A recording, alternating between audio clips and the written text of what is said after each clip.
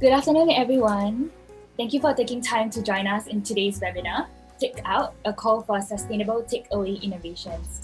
My name is Judea and I'm from DesignSingapore Council. I will be your event MC and moderator for today. Today's session is actually brought to you by DesignSingapore Council and supported by JTC, RENS, and Newgrow Limited. And this webinar is part of our series of engagement and sharing sessions under the Good Design Research Initiative.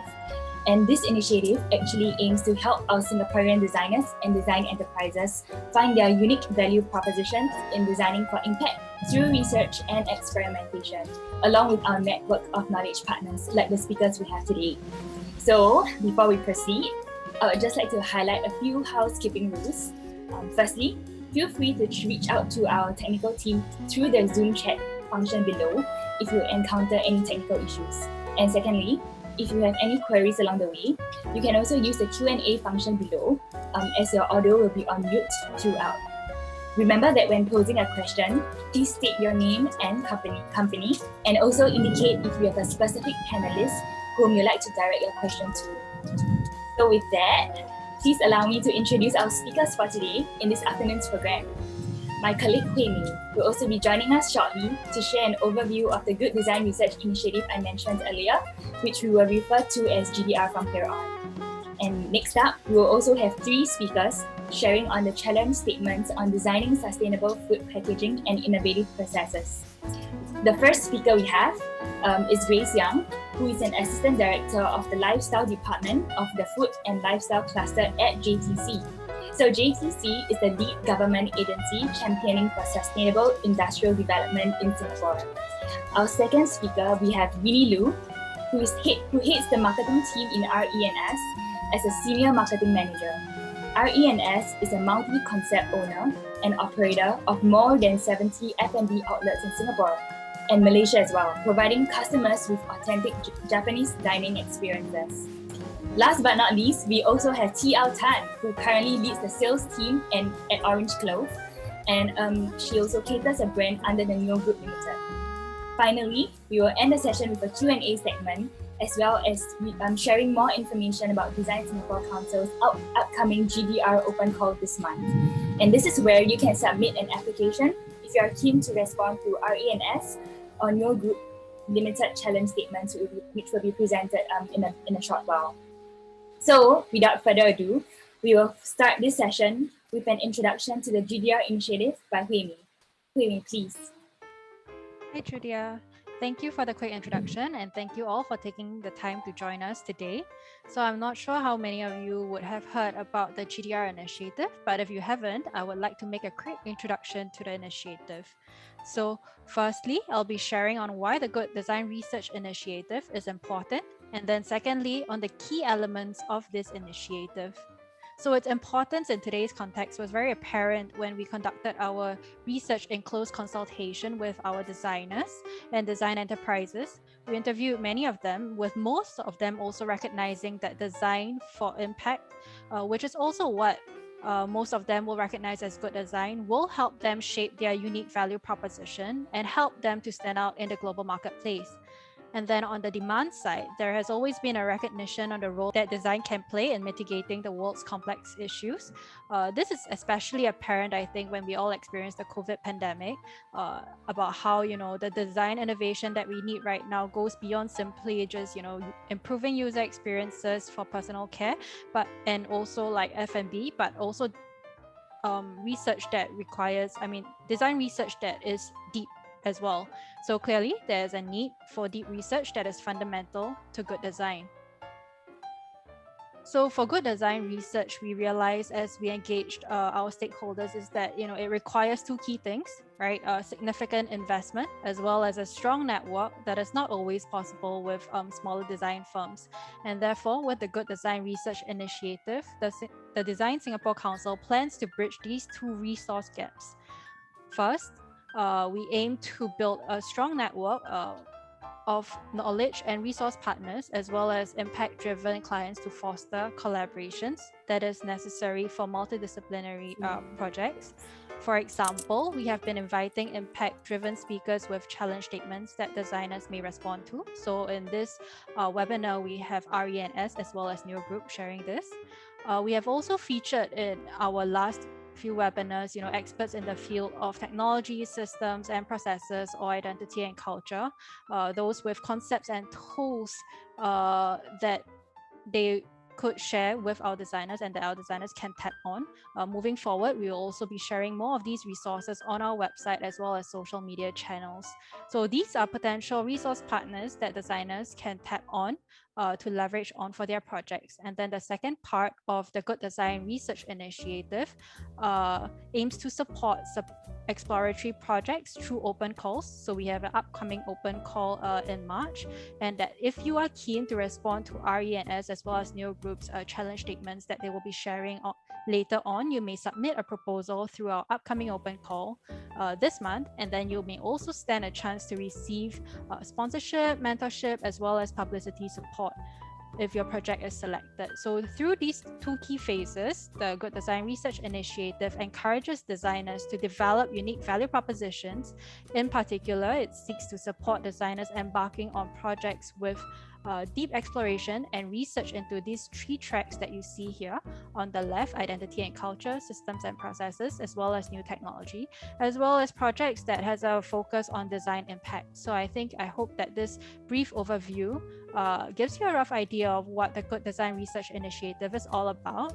We'll be sharing with you a QR code at the end of the session if you would like to know more information about this initiative.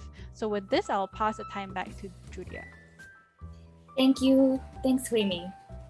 Right now, we'll invite Grace from JTC to introduce the challenge statement on designing sustainable food packaging and innovative processes. All right, over to you, Grace. Okay, thank you. Hi, everyone. Warm welcome to the webinar, and thank you so much for your interest in the first joint open call organized by DSG and JTC. My name is Grace, and today I'm here to give you some background and also an overview of today's challenge statement. So let me first start by giving you an introduction on JTC. So for those who aren't familiar with us, JTC is a statutory board under the Ministry of Trade and Industry. So our role is to support new industries and also existing enterprises by planning, promoting and developing industrial infrastructure in Singapore. As an industrial infrastructure specialist, we have developed a total of 8,200 hectares of industrial land, and we manage close to 100 industrial estates in Singapore, which I believe most of you might have come across. These include our business parks like One North at Buona Vista, Cleantech Park beside NTU. We also have generic estates like Sungai Kadut in the north and Loyang in the east, and also specialized estates like Seletar Aerospace Park and Tuas Biomedical Park. We are also currently developing next generation estates like the Jurong Innovation District and Punggol Digital District. So do stay tuned for exciting things coming up at these two estates in coming years. So having so much land also means that we also have a large customer profile. We currently serve more than 13,000 business customers across various industry sectors, such as advanced manufacturing, aerospace, chemicals, and logistics. So with this large network of industrialists and companies under our care, we saw an opportunity to actually bring these companies together to do something. So in January last year, we launched an initiative called the JTC Industry Connect. And through this initiative, we hope to support business growth by forming collaborative partnerships within our business network.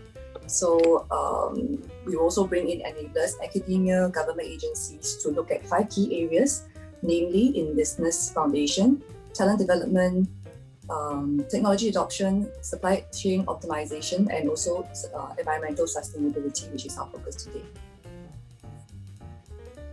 So as part of the Industry Connect platform, we have reached out to DesignSingapore Council on their Good Design Research Initiative to explore a collaboration on sustainable packaging. So I'll now go into some background on why we have picked this topic as the key focus of our collaboration. Our initiative is in support of Singapore's inaugural Zero Waste Masterplan, which maps out Singapore's key strategies to build a sustainable, resource-efficient and climate-resilient nation. The amount of waste disposed of in Singapore has increased 7-fold over the last 40 years. And at this rate, Semakau landfill, which is our only landfill, will run out of space by 2035. So the master plan has set out a new waste reduction target for Singapore, which is to reduce the amount of waste sent to Semakau each day by 30% by 2030. So this will help to extend Semakau landfill's lifespan beyond 2035. And measures to reduce waste will include adopting a circular economy approach to waste and resource management practices, and also shifting towards more sustainable production and consumption. There are some strategies that the master plan has mapped out to steer industries towards sustainable production. These include looking into more sustainable designs for products, identifying opportunities for resource efficiency, and also promoting industry symbiosis. So today's focus is actually on sustainable design, which is to design products to be more durable and repairable to lengthen their lifespan and delay their entry into the waste stream. And we could also create them with materials and components that could be taken apart easily, so that it can be easier to recycle. One of the key priority waste streams identified in the Zero Waste Master Plan is packaging waste. And packaging waste, including plastic, makes up of 1/3 of domestic waste disposed of in Singapore. So we do see importance in focusing our efforts in closing the resource loop for packaging waste to help Singapore achieve its goal towards becoming a zero waste nation. In 2019, mandatory packaging reporting was gazetted under the Resource Sustainability Act. And this is the first step towards more sustainable packaging waste management. And it lays the foundation of the extended producer responsibility framework for managing packaging waste, which NEA is targeting to have in place by 2025. And as part of the MPR requirements, companies will need to submit 3R plans that include KPIs and targets of their key initiatives on how they will reduce, reuse, or recycle packaging. Companies will also be required to report on the progress of their plans in the subsequent years of their reporting. So there are various types of 3R plans listed here that companies can consider adopting. The first being packaging reduction in terms of the amount of material. The second is on how packaging can be collected for reuse or recycling. The third is on consumer or industry outreach related to packaging 3Rs. The fourth is the use of recycled content as part of packaging. And the last is on the improvements in recyclability of packaging, which should help to make recycling easier. So with the need for waste reduction and all these measures in place, we do see the importance in encouraging companies to look into sustainable packaging now, and for packaging companies to innovate in tandem to the manufacturers. So by collaborating with DesignSingapore Council on the open call platform to connect designers with companies in the packaging sector, we hope that this this can generate more innovative and sustainable packaging solutions from the manufacturers that provide essential services both locally and also regionally. So our objectives are to create more platforms where our manufacturing companies, such as our partners today, RE&S and Newgrow, can obtain more sustainable packaging solutions through providing their problem statements. And as the manufacturers evolve, their suppliers will also need to upgrade themselves. So we also hope that the platform can provide packaging companies who are the suppliers to the manufacturers the opportunity to work with designers to come up with more innovative and creative ideas, create more value add to their customers, and also offer more sustainable solutions. So we have reached out to the packaging companies from the Packaging Council of Singapore and also the Print and Media Association of Singapore to join us today. So for the packaging companies who are here today, if you are keen to be a resource partner to our designers, please contact us so we can include your information on the website for the designers to reach out to you. Of course, if you have a design team on your own, you are also free to submit your proposals directly as a participant. So moving on, today's challenge statement focuses on packaging for the F&B industry. And the reason why we've targeted F&B as the first sector to collaborate on, it is because of the recent trends arising from COVID-19 that have generated a greater demand for takeaways and deliveries. F&B operators also see themselves delivering a wider variety of food. Hence, there's a need for more types of packaging needed for various forms of food, like both hot and cold ones. There's also a need to ensure there's no cross-contamination during delivery, and also the need to maintain the highest standards of hygiene. So the challenge statement for designers, this is on how you can help our customers by using innovative processes to design new and sustainable takeaway packaging based on their requirements. So their requirements to use sustainable packaging are similar, but they also vary because of the different types of food that they are serving. So we have worked with Newgrow and RES to provide more details on their requirements for this challenge statement, and I'll hand over to them to share later. And on this slide, I've listed some packaging concepts that can be explored, some such as smart and multifunctional designs that minimize materials or utilize recycled materials, or maybe specific innovative solutions that can serve their needs to pack both hot and cold food. You could also look at optimizing their workflows for the ease of assembling the packaging to the actual packing and delivery of the food. Minimizing food waste could also be an area that you can look at. So with that, I've come to the end of my presentation. We look forward to your submissions. And once again, thank you so much for joining us today. I shall hand over the stage back to Julia. Thank you. Thank you, Grace. That was a really insightful presentation, and I completely agree with your point on the importance to innovate in tandem for companies like yourself to innovate in tandem with designers. So we will now invite Winnie, Senior Marketing Manager at RES, to share on how they are pivoting from using disposable plastic food packaging to more sustainable ones that can also contribute to resolving operational challenges for key brands such as Ichiban Boshi, Ichiban Sushi, Ichiban Bento.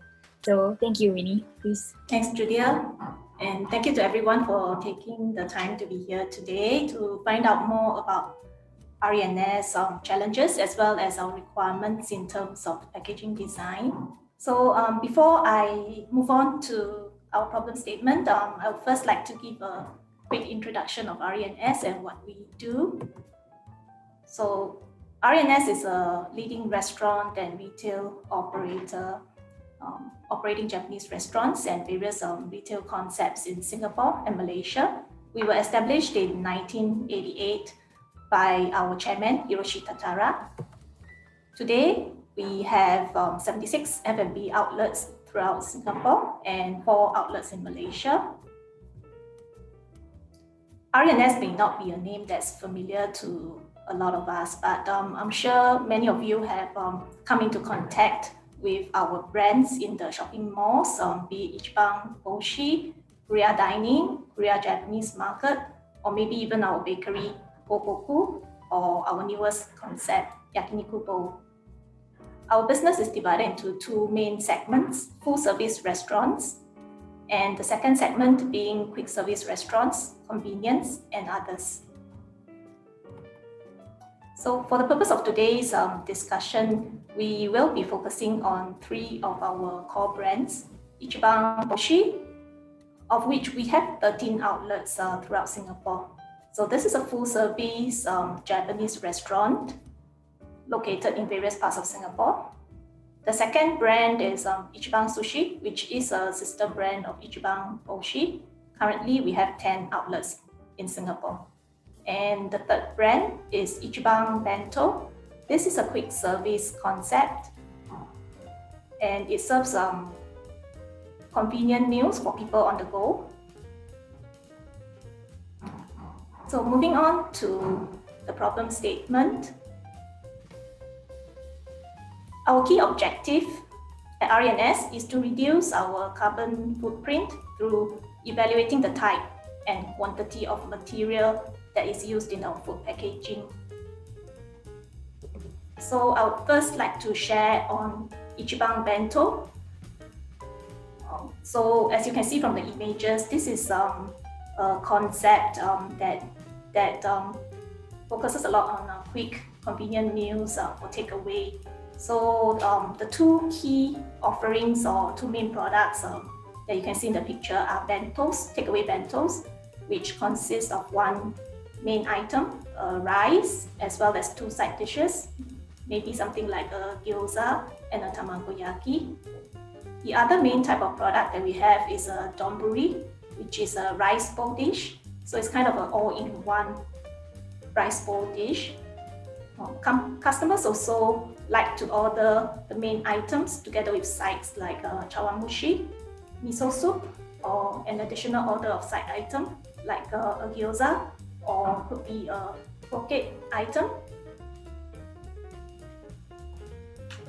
Next, moving on to Ichiban Boshi and Ichiban Sushi, which are our full service restaurant brands. Here we have two main product categories.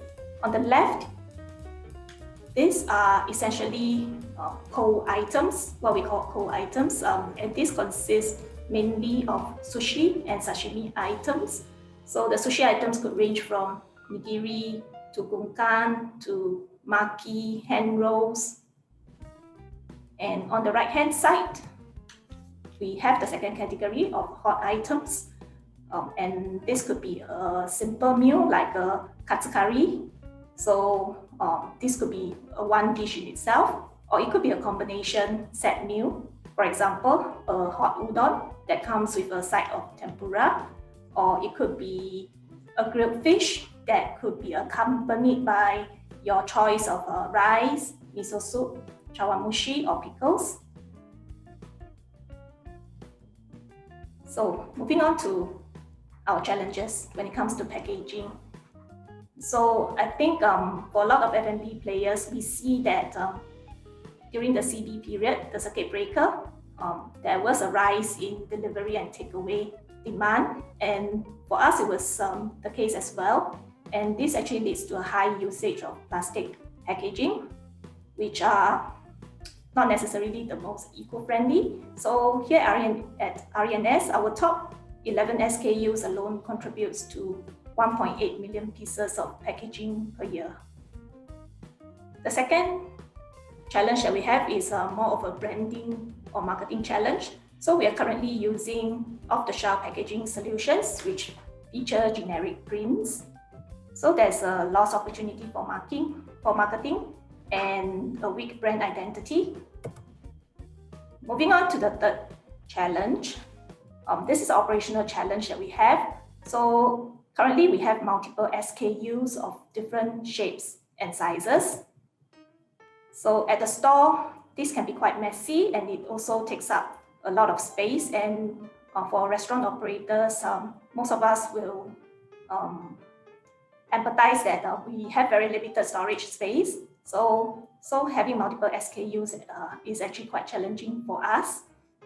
And because of the multiple SKUs, it can be easy to miss out orders sometimes. The fourth challenge that we have is a long delivery time. So when the food is prepared, there is actually a holding time waiting for the delivery rider or driver to come to pick it up. And during the delivery process, there's also a waiting time before it actually arrives at the consumer's place. So because of this waiting time, the food quality and food safety could actually be compromised. So in seeking a design solution, we have a few wish list. We have a wish list with a few requirements. So the first is branding. So we hope to find an eco-friendly solution with strong branding that can apply across the 3 different brands that we shared earlier. Second consideration, very importantly, cost effectiveness.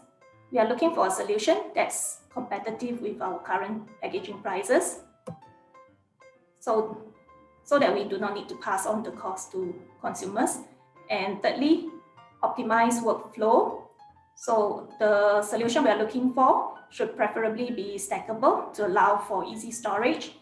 We also need the packaging to be designed in such a way that it allows us to check the pack orders easily. So this could be in the form of transparent plastic lids or otherwise. We are also looking at minimizing the SKUs that we have today. And importantly, the packaging has to be leak-proof.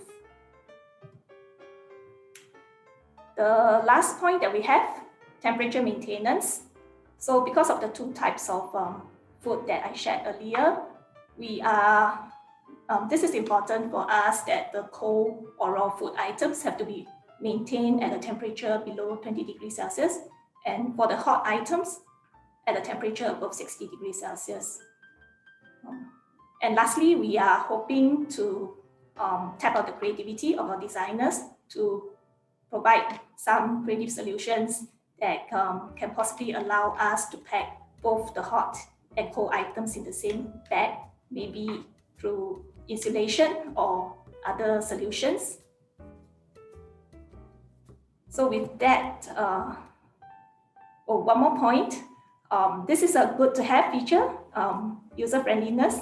So if the packaging has elements like a microwavable or attachment for cutleries, that would be something that would be nice to have as well. So with that, I hand the time back to Julia. Thank you. Thank you, Winnie. It's a really engaging presentation, and I like how you got us to think about the whole ecosystem of packaging, from branding to operations to even how hot or cold the food is after delivery, right? Which is really important to consider as designers. So with that, we will now invite TL, Assistant Director of Sales at Newgrow Limited, to share more on how they would like to work with designers on new designs for sustainable food packaging that can retain heat well, to replace the use of plastic bento boxes and bagas bento boxes. So with that, thank you, and I'll pass the time over to you. Thank you. Thank you, Julia. Good day, everyone. First and foremost, let me introduce our group to everyone.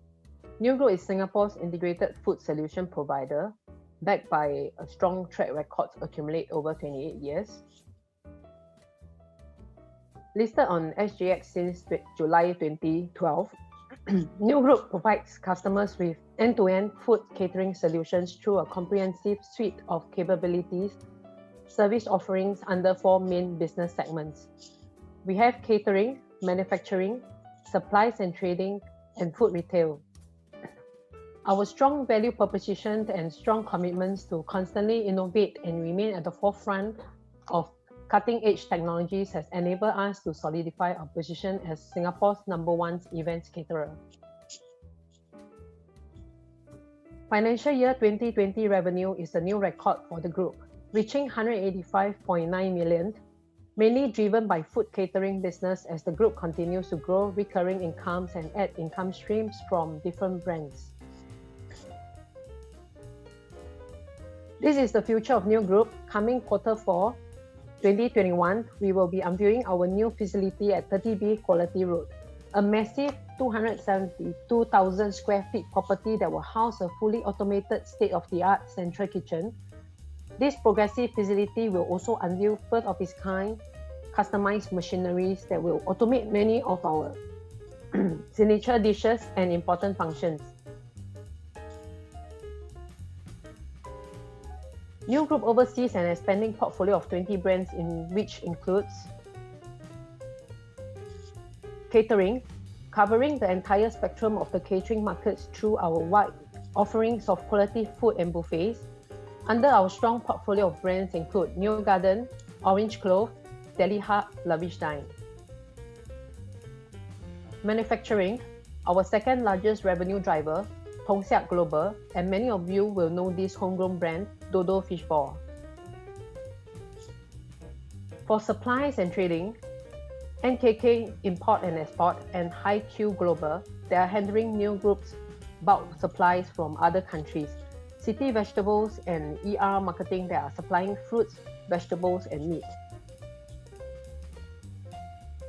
For food retail, the group now owns a food retail network spanning more than 20 outlets island-wide. Umi Sushi and Iso Izakaya bring you Japanese cuisine. Juchet Kimchu, Singapore's #1 rice dumpling brand. Our group's initiative on zero waste management. Newgrow launched our Zero Waste initiative in early 2019 with a purpose to raise awareness, educate, review internal process, research, and develop methods.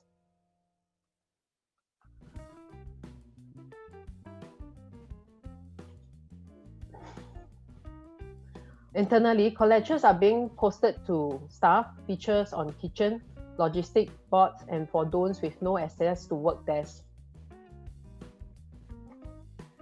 Educate. We have adopted numerous initiatives to educate internal and external stakeholders to be more environmental conscious in their daily activities. We are the first caterer to adopt biodegradable ware since 2010. On top of setting the trend, we also implemented measures to prevent wasteful usage, such as cut down on oversupplies and educate customers to use one set of utensils through the buffet. Switch to paper cups that are coated with PLA, providing reusable containers and warmer bags at no cost to customers. All New Group serviettes are manufactured using Forest Stewardship Council, FSC, certified paper which is 100% recyclable, using only one color print. Providing porcelain wares and more tableware options. And reviewing our own internal process to reduce carbon footprint. We implemented e-invoicing and automated the process as well. Clients will receive their invoice upon acknowledging the receipt of their orders on our mobile devices. Going digital, we are promoting e-brochures, menu online, encouraging customers to place online orders through our websites, marketing product offerings on social media channels to reach out to consumers. Other green initiatives within the organization, such as no aircon day, off lights during lunchtime, minimize printing of dish tags, digitalize internal process of having dish chef kiosk, menu board to reduce paper usage.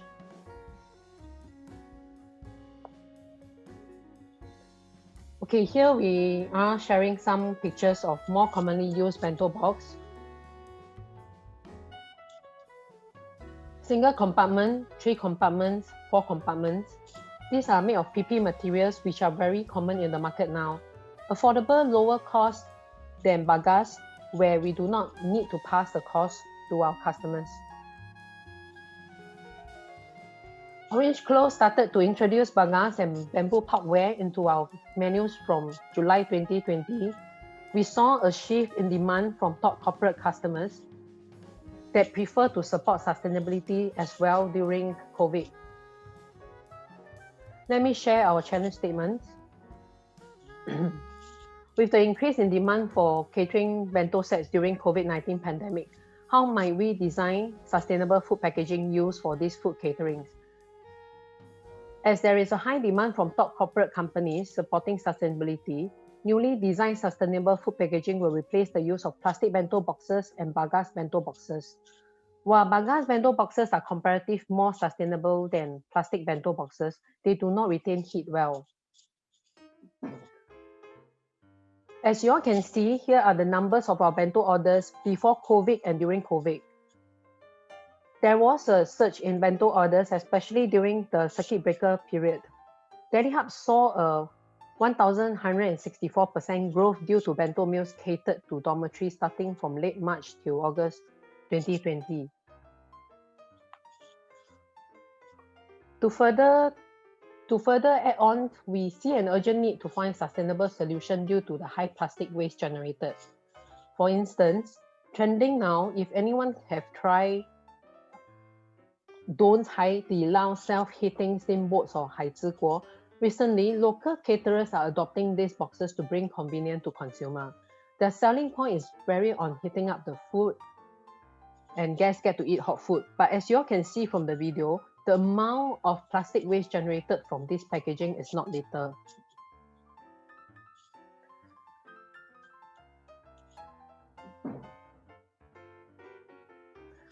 Our requirement, we are looking for design prototypes of sustainable food packaging that is able to retain the temperature of cooked food, meet food safety requirement for single use, cost effective so that costs will not be passed on to consumers, stackable and aesthetically pleasing. I hope I have given you all a good summary of who New Group is, and we are very excited to receive your application. Thank you. Thank you, Tia Tan. I actually had one of those self-heating mala things, and I was laughing when you were showing that picture because there was really a lot of plastic. It's really quite bizarre, but it was really fascinating to experience, I guess. But thank you for that insightful presentation. It's heartening to know that your group has already been taking small steps to adopt different sustainable packaging in your sustainable approaches in your packaging. So now that our challenge statement providers have shared about the challenges in their industry, if you have any other questions about the presentation, please submit them through the Q&A module below, as we will be moving on to the next segment right now, which is the Q&A.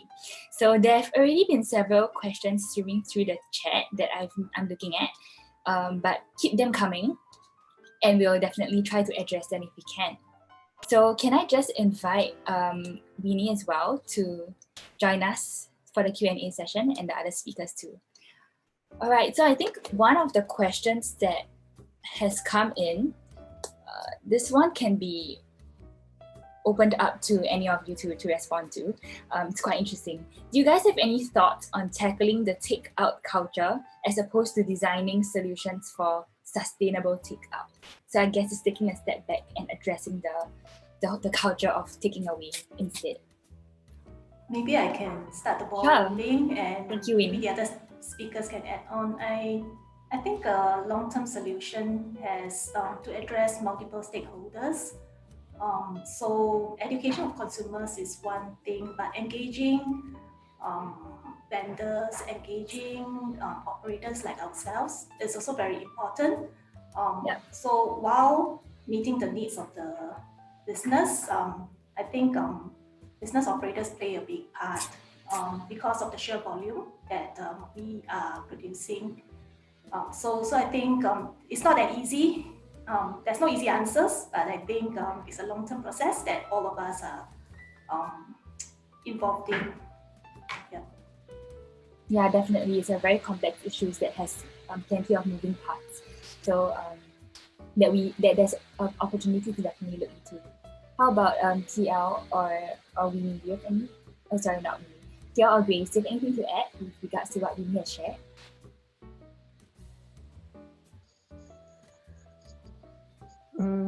I guess for Singapore's, I think we are fast-paced, and many a time, there are a lot of working adults that's taking out food instead. So, of course, we will need time to educate everyone, the users, to start to bring their own boxes as well. But we definitely need a solution right now to curb the amount of plastic waste that we are using.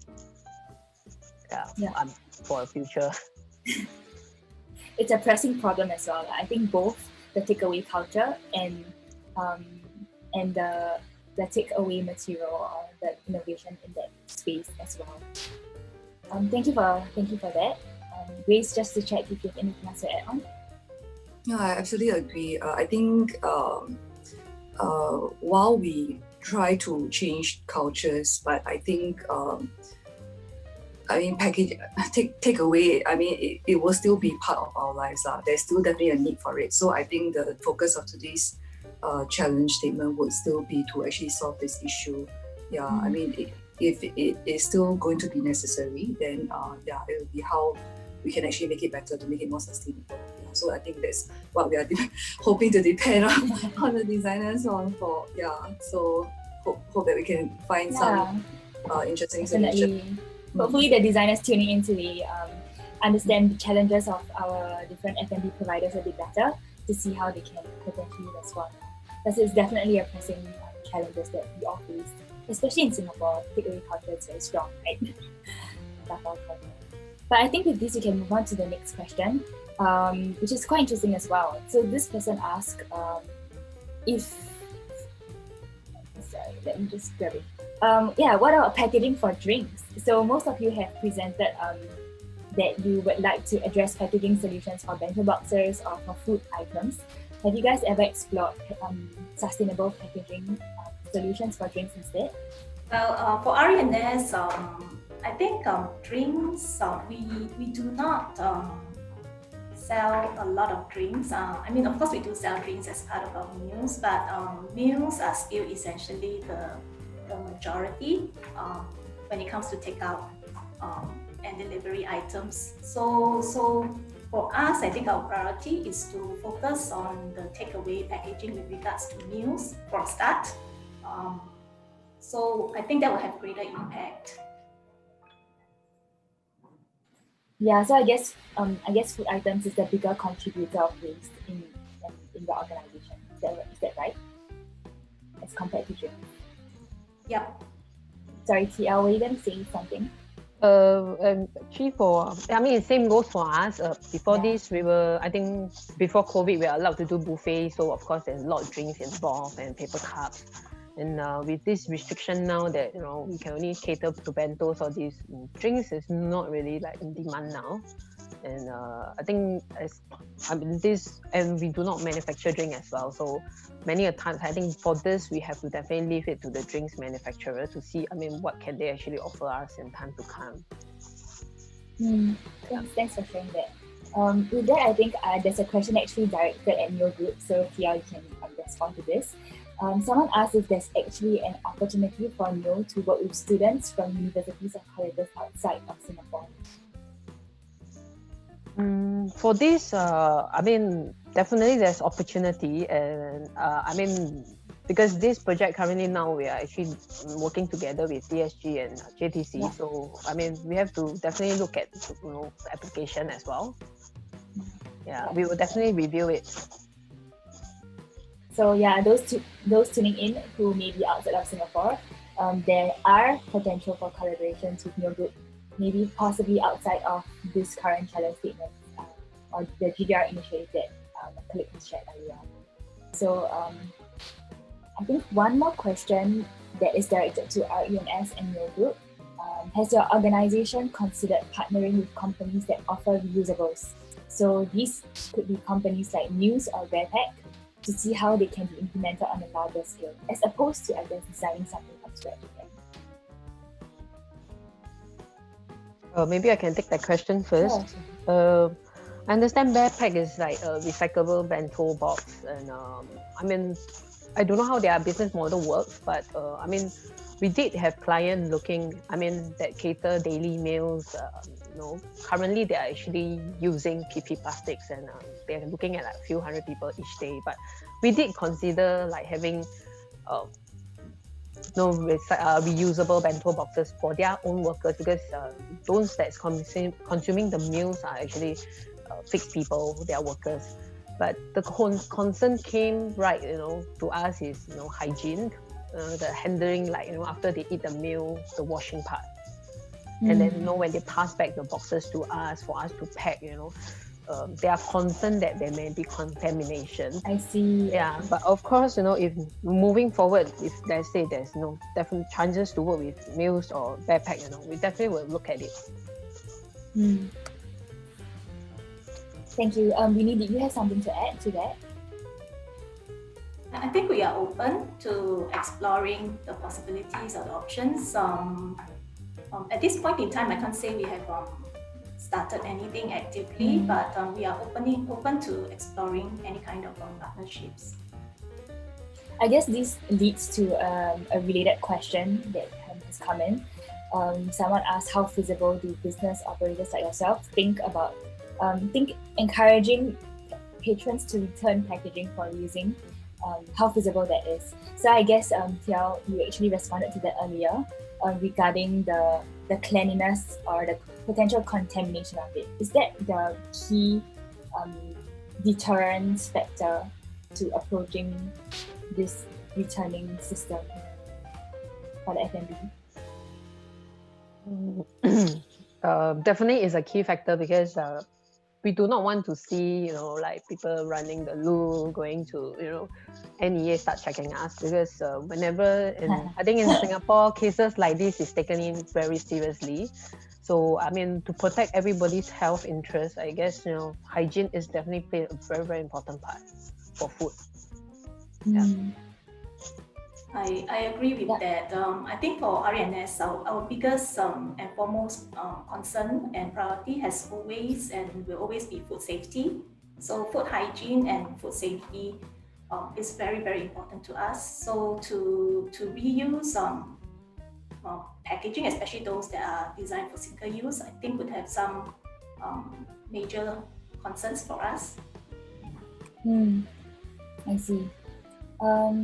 I think we definitely understand that limitation, and we'll have to take that into consideration when designing a solution in response to the challenges. I think the next question can be, maybe Grace, you could answer these as well.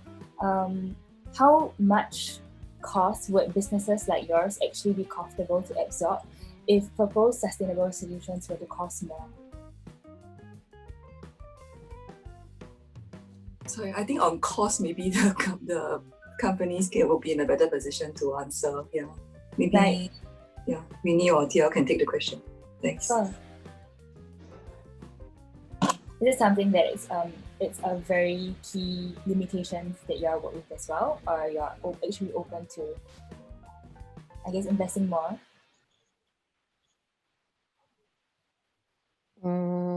How much cost in terms of dollars and cents? Of course, it's not anything more than. I mean, we definitely do not wish to put the cost back to consumers, but it's definitely no more than actually $1 for us. That's a helpful benchmark for our listeners. How about you, Winnie? I think it's hard to put a number to it. It really depends on what kind of solution we're talking about. So we can't just look at it as very simplistic, replacing what we are doing today with another product with just a different material maybe, but we have to consider other aspects as well. So I wouldn't really put a number to it. But of course, I think it cannot be triple what we are currently paying for our packaging, because then it wouldn't be sustainable for our business, and that would then lead to an adjustment of selling price. So at the end of the day, I think we have to consider all aspects. Yeah, I think sustainability of the solution is definitely a key factor as well. Yes, but maybe I would also like to add on that we also do recognize that changing the packaging or exploring something that's more eco-friendly inevitably results in a rise in cost in many cases. So that's something that we are already prepared for when we embark on this initiative. Definitely, yeah. One more question that has come in is, I guess this is something with regards to comparing what you guys have done with other countries. So regarding reducing packaging waste, do you guys have any ideas of what have worked in other countries and why it might not work in Singapore, would or would not work in Singapore? Maybe it's about contextualizing these solutions that people have explored. I think in terms of packaging, if I'm not wrong, what I think for Singapore is that I think Singaporeans, they are not very aware of what kind of packaging can be recycled and what kind. I mean, there are some that are like food contaminated packaging that actually can't be recycled anymore. That's what I understand. Yeah, and I think segregating of waste as well, different kinds of recyclable waste. Maybe what I thought was to actually properly label such packaging so that it's easier for consumers to know how to do recycling. Yeah, that would be a key difference that, because I do know that there are some countries which have very, very high percentage of recycling done. Yeah, but I think a lot of that has to do with the knowledge of how to do so. Yeah. So if there are changes in the type of ways to educate consumers on how to do recycling, I think that will really help.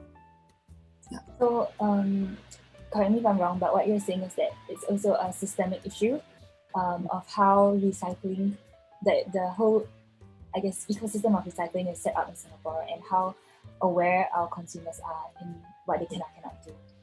Yeah, but I think that's changing with the NEA coming up with the mandatory packaging reporting, and I think it's kind of pushing companies to really look into packaging and to see how to better create packaging that is more easily recycled, and I think companies will also have to take back their packaging to ensure that there's less waste being produced. I think that is a step that NE is taking. Yeah, I agree with you on that point. So I'll take one more question before we move on to the closing. So must we also design for the bento boxes to be recycled after use, or do we assume that these bento boxes will be disposed without recycling after? Maybe I can take this first. Sure. TL can add on. So essentially, we are looking at a single-use solution. So I would say something that's disposable is what we are looking at this point in time. In the future, we may consider recyclables, but I think that's maybe a little further down the road for us at this point in time.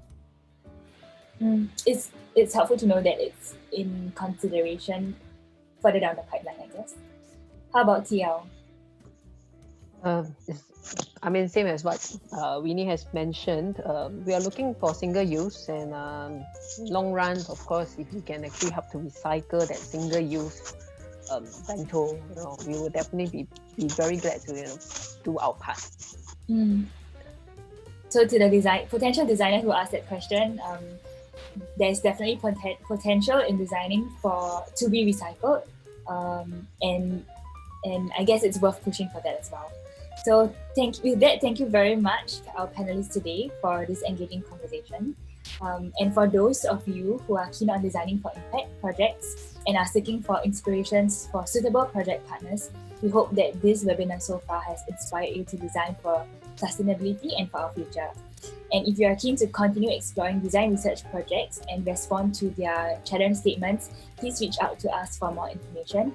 And you may also participate in our next Good Design Research Open Call that is going to launch in mid-April. And with this, my colleague Hui Mei will be sharing more about the next GDR Open Call. Thank you, Hui Mei. Thanks, Julia. So for all of you, thank you for joining us in this session. If you are keen to learn more about the Good Design Research Challenge statements and draw inspiration from the existing challenge statements that we have, you may scan the QR code that you see on the screen right now. So as Julia has mentioned, if you are a designer or a design enterprise and are keen to respond to RENS as well as Newgrow's challenge statement or any other challenge statement actually on our website, please do participate in our next GDR Open Call that will be launching mid-April. Like I have shared earlier on, you will stand a chance to receive cash sponsorship, mentorship, and publicity support for your proposal. So maybe to bring everything together, our applicants that we are looking for, it will be the designers as well as the design enterprises, and then for Newgrow as well as RENS, those are potential, potential clients in the future. If you have a strong solution to propose, and then for the packaging companies that are present in this session, they could also partner with our designers as well as the design enterprises in terms of then coming up with this kind of new innovative prototypes that you can submit for a proposal for our open call. So for our open call, like I shared, we will be launching it mid-April, and then a week after we will also have an open call briefing session. During the session, it will be focused on an interactive Q&A session with the GDR evaluation panel members, as well as some of the past supported designers, so that you can gain more insight into what we are looking for in a strong proposal. So we look forward to receiving your submissions in the next GDR Open Call. And if you have any queries or questions, we will be sharing a follow-up email after this session, and then you could also reach out to us if you have any queries. Thank you so much, Hui Mei. All right, so we hope you found this session inspiring and meaningful, hearing from the F&B providers themselves. And once again, we would like to thank you for joining us this afternoon, and our speakers as well for the really insightful sharing. As a follow-up from this webinar, we will be sharing a summary of the session along with the contact details of the speakers after this session. So you can also scan the QR code on the slide for more details on the Good Design Research Initiative, as well as the challenge statements, including those from our knowledge partners today, like RENS and Newgrow, and other open challenge statements as well, So with that, we come to an end, and we hope to see you at our subsequent events or even your submissions through the upcoming GDR Open Call. Thank you and see you again.